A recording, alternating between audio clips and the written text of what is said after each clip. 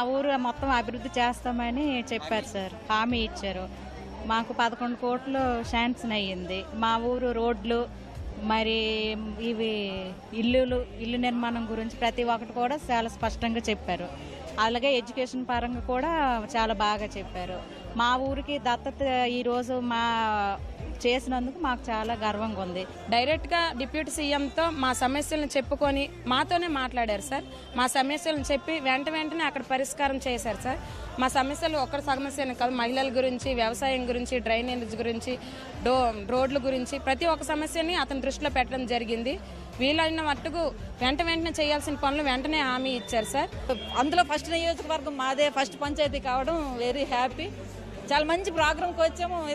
ఈ ప్రభుత్వం ఎన్నుకున్నందుకు మాకు ఇలాంటి ఒక అవకాశం ఇచ్చారు కాబట్టి తను చెప్పినవన్నీ తప్పకుండా చేస్తారనే నమ్మకం కూడా మాకు కలిగిందండి.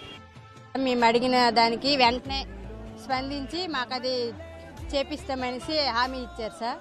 మేము అంగన్వాడీ బిల్డింగ్ కోసం అడిగాం మా ఊర్లోన, అది వెంటనే ఇప్పిస్తామని చెప్పారు సార్.